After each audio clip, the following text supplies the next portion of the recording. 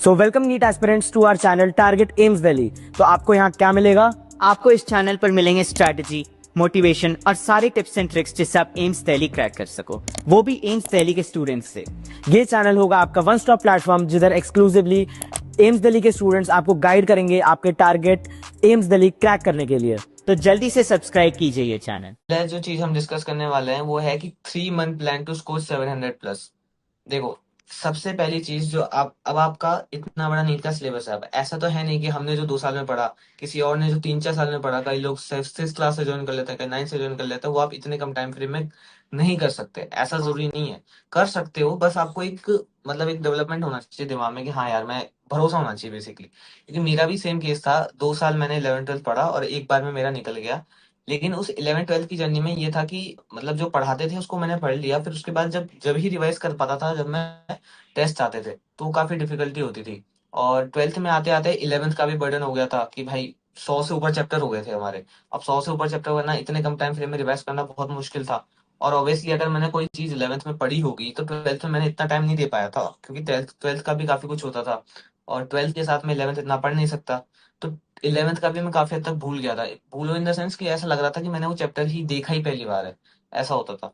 तो 3 month plan में वो 3 मंथ ऐसे थे, मतलब मेरे अक्टूबर में सिलेबस खत्म हो गया था, तो नवंबर दिसंबर जैन फेब, क्योंकि मेरे को बोर्ड्स भी देने थे 12th के, तो लगभग 1.5 से 2 महीना मेरा उसके में ही जाता। 3 महीने मैंने ऐसा एकदम आइसोलेट कर लिया खुद को, एक कमरे में अकेले। और मैंने करा क्या? सबसे पहली चीज इस 3 मंथ के प्लान में आपको जो दिमाग में रखनी है वो है आपका सिलेबस डिवीजन। सिलेबस डिवीजन आपको अच्छे से करना है। सिलेबस डिवीजन का मतलब, जैसे देखो, 100 चैप्टर है, फिजिक्स केमिस्ट्री बायो, और बायो में भी फिजियोलॉजी बॉटनी अलग हो जाता है। और फिजिक्स में तो चलो यूनिट वाइज डिवीजन होता है, यूनिट्स एंड डायमेंशन वगैरह वो सब। केमिस्ट्री में फिजिकल, ऑर्गेनिक, इनऑर्गेनिक, इन सब का क्या है, एक पेपर में लिख लो। सबके जो चैप्टर के नेम है ना, वो एक जगह लिख लो। एक जगह लिख लिया और फिर इसको बोर्ड पे या फिर कहीं भी अपनी डेस्क के सामने चिपका लिया कि हाँ भाई, ये सिलेबस है, ये मेरे को 3 महीने में कंप्लीट करना है। फिर उसके बाद सब्जेक्ट टाइम डिवीजन और विथ सब्जेक्ट कर लो। टाइम डिवीजन विद सब्जेक्ट का क्या मतलब है? जैसे अब मेरे पास 3 महीने का टाइम है, मुझे ये याद रखना है कि उस 3 महीने के टाइम फ्रेम में मेरे को लास्ट के जो 15 डेज है, लास्ट के जो 15 डेज है ना, वो सिर्फ टेस्ट के लिए रखना है, ऐसा। क्योंकि टेस्ट काफी ज्यादा इंपॉर्टेंट होता है अपनी एनालिसिस करने के लिए कि हाँ, कि मैंने सही पढ़ा है कि नहीं पढ़ा है, कैसे पढ़ा है, कितना पढ़ा है, क्या पढ़ा है, वो सब चीजें। लास्ट 15 डेज तो बिल्कुल हटा दो, या फिर उसको ऐसा बफर भी रख लो कि यार कुछ बैकलॉग हो गया, मेरी तबीयत खराब हो गई बीच में, ऑब्वियसली 3 महीने के टाइम फ्रेम में कुछ तबीयत भी खराब हो सकती है, कहीं बाहर भी जाना पड़ सकता है, ऐसा हो गया, तो वो 15 दिन का जो टाइम फ्रेम है वो मेरे लिए बफर है, एक तरह से। ठीक है, उसके अलावा जो टाइम है, जैसे मैं फिजिक्स केमिस्ट्री बायोलॉजी इन सब की बात करता हूँ, तो मैंने क्या करा था कि मैंने एक डायरी मेंटेन करी थी।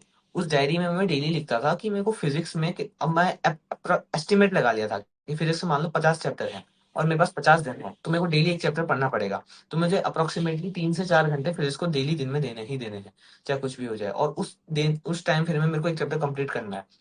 अब ये भी हो सकता है कि यार आपको लगे कि भाई बहुत बड़े ऑप्टिक्स है, जैसे बहुत बड़ा चैप्टर है, और एक यूनिट्स एंड डायमेंशन शुरू वाले में आता है, मोशन स्ट्रेट 1D आता है, मोशन प्लेन आता है, छोटे छोटे चैप्टर में बेसिक बेसिक कॉन्सेप्ट्स ही हैं। उनको ऐसा करो कि अपना टाइम डिवीजन कर लो। टाइम डिवीजन कर लिया आपने, 3 से 4 घंटे अब मैंने डिसाइड कर लिया कि मैं फिजिक्स को दूंगा। वैसे ही बायोलॉजी में करो कि अगर इतने चैप्टर हैं तो मुझे एक दिन में कितने करने पड़ेंगे, एक दिन में कितने करने पड़ेंगे। और फिर उसके बाद जैसे मान लो कि मेरे पास बायोलॉजी के 60 चैप्टर हैं, 60 डेज बचे हैं, तो पर डे 1 चैप्टर या फिर 1.5 चैप्टर करने हैं मेरे को, मान लो, तो फिर मैं कैसे करूंगा? मैं 3 से 4 घंटे 3 से 4 घंटे हर एक सब्जेक्ट को दूंगा और एक डायरी मेंटेन करूंगा। वो डायरी में मैं ऐसा करता था कि वो डायरी के अंदर सोने से रात को, जैसे कल मेरे को कुछ पढ़ना है तो रात को सोने से पहले मैं उसके अंदर लिख लेता था कि यार फिजिक्स का मेरे को ये पोर्शन कंप्लीट करना है और इसके इतने क्वेश्चंस लगाना है, फलाना, ऐसा कुछ भी मतलब लिख लेता था। फिर उसको अगले दिन कंप्लीट करता था। और वो जो टारगेट जो आप दिख रहे हो ना उस डायरी के अंदर, वो अप्रोचेबल होना चाहिए। ऐसा नहीं कि आपने मोशन इन ऑप्टिक्स रख दिया और वहां से बायोडाइवर्सिटी या कुछ बड़ा चैप्टर रख दिया, केमिस्ट्री में कुछ बड़ा रख दिया, तीनों कुछ हो ही नहीं पाया पूरे दिन में, बड़ी दिक्कत हो गई। तो टारगेट जो आप रख रहे हो वो अप्रोचेबल होना चाहिए। अगर आप फिजिक्स का एक बड़ा चैप्टर रख रहे हो तो केमिस्ट्री का एक छोटा रख दो, बायोलॉजी का थोड़ा मीडियम मीडियम उसका रख दो, तो आपके तीनों कंप्लीट हो जाएंगे, ऐसा। और ऐसा नहीं है कि अगर आप 3 से 4 घंटे में उसको कंप्लीट नहीं कर पा रहे तो सोच रहे हो मैं तो बर्बाद हो गया, मेरे से हुआ ही नहीं, ये सब वो सब, इतना नहीं सोचना। कोई बात नहीं, 3 से 4 बस उस चैप्टर को अच्छे से कंप्लीट करो, ऐसा पढ़ो उस चैप्टर को कि वो आपको दोबारा पढ़ने की जरूरत ही ना पड़े। ठीक है, तो पहली चीज आपको सिलेबस का अच्छे से डिवीजन करना है, टाइम डिवीजन अच्छे से करना है, एक डायरी मेंटेन पक्का करनी है, काफी हेल्पफुल होता है पक्का, बहुत मेरी बात मानना, बहुत हेल्पफुल होता है एक डायरी मेंटेन करना लास्ट मोमेंट्स में। और ये काफी आपको हेल्प करता है। आपको शुरू में तो बहुत हेक्टिक लगेगा, आप परेशान होगे कि क्या सोचूं मैं, कितना क्या है ये सब वो सब, 3 से 4 दिन लगेंगे अडेप्ट होने के अंदर, लेकिन फिर उसके बाद आपको वो हैबिट बन जाएगी और आपको मतलब अच्छी लगेगी वो चीज। ठीक है, एक तो आपने टाइम डिवीजन कर लिया, सिलेबस का डिवीजन कर लिया, अब पढ़ना कैसे है। देखो फिजिक्स मेन होते हैं कॉन्सेप्ट्स। फिजिक्स में जब भी आप पढ़ो किसी चैप्टर को, जैसे मैंने 1D पढ़ा, आपने किसी भी सोर्स से पढ़ा हो, किसी किताब से पढ़ा हो, किसी टीचर से पढ़ा हो, एटलीस्ट किसी टीचर से तो पढ़ ही लेना पहली बार में। अगर आप पहली बार पढ़ रहे हो तो एक बार फिजिक्स के किसी भी चैप्टर को टीचर से जरूर पढ़ना, चाहे ऑनलाइन चाहे ऑफलाइन चाहे किसी दोस्त से, ताकि आपके बेसिक कॉन्सेप्ट उसके जो हैं वो क्लियर रहें। स्टूडेंट से वगैरह जिससे भी जहां से भी पढ़ लिया, बस आपने एक बार पढ़ा था, अब आप भूल चुके हो, उस नोट्स को या उस सोर्स को दोबारा खोलो किसी भी एक्सपायर सोर्स से, और फिर सोर्स खोलने के बाद उसको दोबारा पढ़ो अच्छे से, पूरा रीड आउट करो। रीड आउट कर लिया, फिर उसके बाद उसके क्वेश्चंस लगाओ। अब आप सोचोगे यार मैं क्वेश्चंस और ये रीड आउट करने का पूरा ये एक दिन में कैसे करूंगा। एक दिन में मत करो। एक चैप्टर कंप्लीट करने का मतलब ये है कि जैसे मान लो फिजिक्स का एक चैप्टर मेरे को आज कंप्लीट करना, तो मैं क्या करूंगा, उसका थ्योरी पढ़ ली, क्वेश्चंस कल लगा लूंगा, कल दूसरे चैप्टर की थ्योरी पढ़ लूंगा, मतलब ऐसे।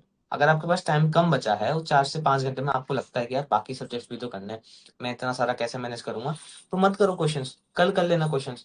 तो मिनिमम 50 क्वेश्चंस तो करने ही करने हैं, मतलब मिनिमम मान लो, क्योंकि 50 क्वेश्चंस, और ऐसे नहीं कि एक भी वेराइटी के आपने 50 क्वेश्चंस कर लिए, ऐसे 50 क्वेश्चन ढूंढना जो आपके पूरे सब्जेक्ट को कवर कर ले। और वो किसी भी मतलब किसी भी कोचिंग का जो मॉड्यूल होता है उसके अंदर majority of the questions cover कर देता है, मतलब majority of the concepts clear हो जाते हैं। ठीक है, एक ये चीज आपने क्वेश्चंस लगा लिए, चैप्टर को रीड कर लिया उस सोर्स से। अब इसके अंदर सबसे इंपॉर्टेंट चीज जो फिजिक्स के अंदर आती है, जो मेरे को भी बहुत बहुत हेल्पफुल करी थी, वो थे शॉर्ट नोट्स। शॉर्ट नोट्स पक्का से बनाना, क्योंकि शॉर्ट नोट्स बहुत हेल्पफुल होते हैं फिजिक्स के अंदर, क्योंकि लास्ट मोमेंट में आपके पास इतने सारे कॉन्सेप्ट फॉर्मूलाज वो सब आ जाएंगे कि आपको बहुत दिक्कत आएगी कि यार मैं क्या पढूं, कैसे पढूं, कहाँ से पढूं। क्योंकि मैंने भी जब फिजिक्स जब लास्ट के मंथ्स में पढ़ी थी ना, तो मैंने कोई भी चैप्टर पढ़ने के बाद उसके शॉर्ट नोट्स पक्का बनाए थे। और शॉर्ट नोट्स कैसे बनाते हैं, आपने चैप्टर का नाम लिखा, नाम लिखने के बाद कि यार 1D में क्या है, 1D में ये 3 बेसिक फॉर्मूला है, इन फॉर्मूले का मॉडिफिकेशन कैसे हो सकता है, कोई अच्छा क्वेश्चन हुआ तो लिख लिया, इन फॉर्मूले का मॉडिफिकेशन वगैरह लिख लिए, कुछ केस लिख लिया जो रिपीटेडली आता है कि यहाँ से बॉल गिरी तो उसका कितना टाइम होगा, यहाँ से फेंका तो उसकी कितनी वेलोसिटी होगी 5 सेकंड बाद, ऐसे स्टैंडर्ड फॉर्मूला काफी ज्यादा होते हैं, तो उनको एक जगह लिख लिया। ये सारी चीजें आपको शॉर्ट नोट्स में लिख के रखनी है। और फिर क्योंकि ये बहुत ज्यादा हेल्पफुल होता है, मैंने जब नीट का मेरा एक दिन पहले मैंने पूरी फिजिक्स पूरी केमिस्ट्री शिफ्ट शॉर्ट नोट से कर ली थी, और अच्छे से कर ली थी, इतना था कि मेरे दिमाग में सारी चीजें सेट थी। तो शॉर्ट नोट्स काफी ज्यादा हेल्पफुल करते हैं लास्ट मोमेंट पे। तो फिजिक्स के अंदर first of all read the chapter, do the questions and make short notes, तब आप मानना कि मेरा पूरा चैप्टर कंप्लीट हो चुका है। फिर बात आती है केमिस्ट्री की। केमिस्ट्री में कैसे करोगे, केमिस्ट्री में पहले तो अपना डिवीजन कर लिया, ऑर्गेनिक, इनऑर्गेनिक और फिजिकल। फिजिकल बिल्कुल फिजिक्स की तरह है, ऐसा सेम बिल्कुल फिजिक्स वाली अप्रोच रखनी है फिजिकल के अंदर, कोई अलग कुछ नहीं करना। इनऑर्गेनिक में आपने सिर्फ एनसीईआरटी पढ़नी है लाइन टू लाइन, और कुछ नहीं ज्यादा करना है। एक और चैप्टर होता है उसके अंदर, कोऑर्डिनेट कंपाउंड करके, तो उसके अंदर भी क्या है, न्यूमेरिकल्स वगैरह आ सकते हैं कई कई अंदर, तो उसके अंदर आपको मेनली क्वेश्चन सॉल्व करना है। ऐसे चैप्टर जैसे F block, D block, S block, इनसे कुछ गिने चुने जो सवाल आए थे इस साल भी और पहले भी, वो जो इनिशियल वाला पार्ट है जो इनका चैप्टर का डिलीट नहीं हुआ था, उनसे क्वेश्चन आ सकते हैं। तो उनको करने के लिए तो आप एनसीईआरटी पढ़ लो, लेकिन बाकी जो जिससे न्यूमेरिकल बन सकता है ना, उन चैप्टर्स के लिए आप न्यूमेरिकल्स भी सॉल्व कर लेना इनऑर्गेनिक के अंदर। और इसका इनऑर्गेनिक का सबसे बेस्ट वे तो यही है कि सिर्फ आप एनसीईआरटी ही पढ़ो, और कोई चारा नहीं, क्योंकि मैंने भी वही पढ़ी थी लास्ट मोमेंट पे, और कोई ऑप्शन नहीं है। फिर बात आती है ऑर्गेनिक की। ऑर्गेनिक एक ऐसा सब्जेक्ट है ना जिसमें न्यूमेरिकल्स भी आते हैं, जिसमें ऐसे कुछ रिएक्शंस भी आती है, याद करने का भी है, समझने का भी है, न्यूमेरिकल्स भी आ सकते हैं। इसमें मैंने जो पर्सनली जो अप्रोच रखी थी वो ये थी कि जितने भी चैप्टर्स थे उन सब की रिएक्शंस मैंने एक जगह लिख ली थी। एक जगह जैसे ये चैप्टर हुआ, फिर इसकी सारी रिएक्शंस लिख ली, उन रिएक्शन के अंदर उनके पॉइंट्स लिख लिए कि यार ये ऐसी रिएक्शन है, इसके अंदर ये कंपाउंड बन रहा है, इसकी स्पेशलिटी ये है, ये सब चीजें पॉइंट्स पॉइंट्स पॉइंट्स लिख लिए थे उस रिएक्शन के जस्ट नीचे। और वो स्टैंडर्ड रिएक्शन जो एनसीईआरटी में दे रखी है वही आती है, कुछ अलग नहीं आएगा। मतलब बेसिकली यही है कि इसके भी शॉर्ट नोट्स बना पक्का लेना, और कोई ऑप्शन नहीं है इसके लिए भी। और शॉर्ट नोट्स कैसे बनाओगे, कहाँ से बनाओगे? शॉर्ट नोट्स कैसे बनाओगे? एक तो एनसीईआरटी पक्का पढ़ना है इसकी, एनसीईआरटी पक्का पढ़ना हर एक ऑर्गेनिक के चैप्टर की। दूसरी चीज, जो अपने टीचर ने आपको पढ़ाया होगा ना, उस उनके नोट्स को बस देखना, मतलब ऐसा नहीं उसको नजरअंदाज कर देना, उन्होंने कुछ समझाया नहीं है। एनसीईआरटी खोलना, उसमें मान लो एल्डोल कंडेंसेशन की रिएक्शन आ गई, तो उसने आपने देखा यार ये रिएक्शन है, टीचर ने मेरे को ऐसे समझाई है, और मैं अपने शॉर्ट नोट्स में ऐसे लिख लेता हूँ कि ताकि मेरे को याद रहे उस वक्त। इतना करना है केमिस्ट्री के लिए। बात रही बायो की, बायो में तो आप सब जानते ही हो, चाहे जूलॉजी हो बॉटनी, दोनों के अंदर ओनली एनसीईआरटी ही पढ़नी है और कुछ नहीं पढ़ना।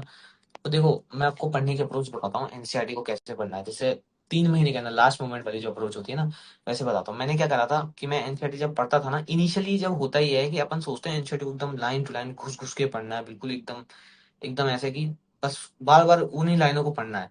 सही है, जब अगर आप शुरुआत में हो, अभी इस टाइम पढ़ रहे हो, तो आप पढ़ो सिर्फ एकदम घुस घुस के, सिर्फ लाइन टू लाइन एकदम देखो, कि हर एक लाइन को देखो, हर एक लाइन को समझो, हर एक एग्जांपल्स, हर एक जो इनिशियली जो यूनिट में शुरू में दे रखे होते हैं जो साइंटिस्ट के नीचे, उसको भी पढ़ो, सबरी को भी पढ़ो, चैप्टर डायग्राम्स के नीचे डिस्क्रिप्शंस वगैरह जितने भी दे रखे होते हैं सब चीजों को पढ़ो। लेकिन अब लास्ट मोमेंट आ जाता है तो सोचते हैं कि यार इतनी दोबारा किताब कैसे पढ़ेंगे 100 पन्नों। पढ़नी कैसे? आपने पढ़ ली, मतलब जब 7-8 बार रीडिंग हो जाए ना अच्छे से, एक बार आपने पढ़ी, फिर उसके बाद मार्किंग चालू कर। कई लोग ये बोलते हैं कि पहली बार जब पढ़ते हैं तो मार्किंग नहीं करते, दूसरी बार में मार्किंग करते हैं।